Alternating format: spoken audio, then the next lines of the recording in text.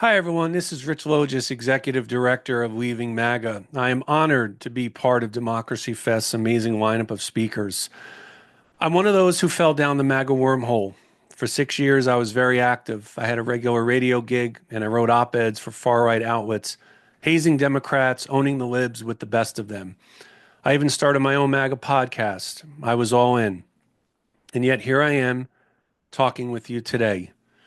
Before I go any further, I would like to apologize for the harm I have caused our country. I am speaking out to make amends for my past deeds and rhetoric. My journey into and out of MAGA was circuitous. I drifted into its orbit as a fierce independent. From an early age, I mistrusted both political parties. I thought they didn't care about the people.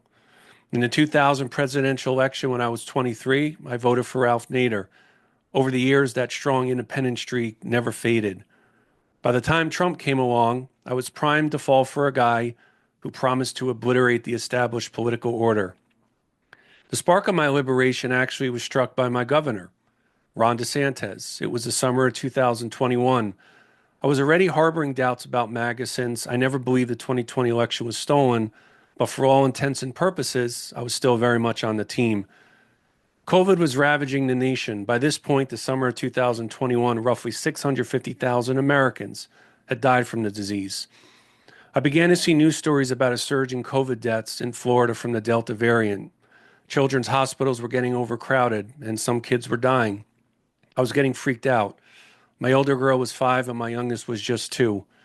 I couldn't get the images out of my mind, the desperate parents in intensive care units, in morgues. For months, Governor DeSantis had treated the pandemic properly, that is, as a grave threat to public health. Then one day, out of the blue, he did a 180. He platformed anti-vax cranks and crackpot COVID conspiracists. The vaccine will change your RNA. It has a better chance of killing or harming you than COVID. That sort of drivel. The next day, a reporter asked him about the kooks. DeSantis said he couldn't remember what the speakers had said. The day before, at his press conference, I was furious that he was taking me for an idiot, and that drove me to take a fateful step. I left the MAGA echo chamber. I picked up papers I hadn't read since before MAGA. They were part of what I had dubbed on my podcast and in my articles the Democrat media industrial complex, the New York Times, the Washington Post, the Atlantic. So I was once again consuming actual journalism. Then I learned that some of DeSantis' staffers were spreading conspiracy theories about a biomedical security state run by who else? The Jews. The whole sickening experience drove me to take another fateful step. I went back and learned everything that had happened in the run up to and on the day of January 6th. At the time of the attack, I took the MAGA position that the Democrats and national media were blowing what happened way out of proportion. I stopped paying attention to coverage of it.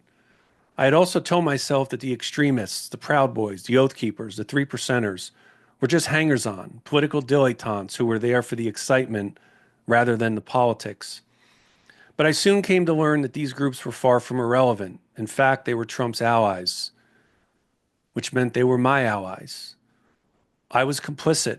I felt rage, confusion, shock, and most acutely shame. I was inextricably linked to the domestic terrorists I had once yawned at. And yet, it took me another year to truly walk away from MAGA. I call it my year of heaven and hell. I came to realize that ever since I joined MAGA, I had never really taken a break from the trauma, the desperation, and the panic that were part and parcel of being a dedicated MAGA American. But I was wholly invested in MAGA. It was my family, my purpose. My identity and social status depended on it. It was excruciating to even consider cutting myself off from what had become my community. My internal tug of war was intense. My conscience and profound doubts battled with the fear of losing my community. I spent a lot of sleepless nights fighting with myself. Finally, in July 2022, I quietly left MAGA.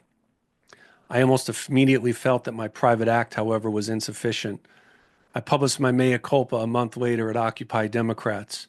Eventually, I felt that going public with my story was like spitting into a storm, and I had to do more. So I founded Leaving MAGA. Our mission is to empower people to leave MAGA and tell their stories, and to help people with friends and family in the movement figure out ways to break through and reconnect with their loved ones. We are a safe, non-judgmental community. We know there are lots of MAGA Americans who are having doubts. Spreading the word far and wide about others who have left can help give them the courage to take the leap. We've gotten some attention from national media, and I was honored to address last summer's Democratic National Convention to endorse Kamala Harris. I'm so excited about Democracy Fest. The work you're nurturing here is a critical part of the fight to win back our democracy from the forces of darkness. We all know that a lot of young men have fallen under Trump's thrall. If anyone's going to get through to them, it's going to be their peers. This gathering is going to generate tremendous energy. Take that energy back to your schools and communities. Use it to organize. Use it to brainstorm ways we can pierce the wall of disinformation built by the likes of Charlie Kirk. And let's figure out ways we can collaborate. Leaving MAGA's fight is your fight.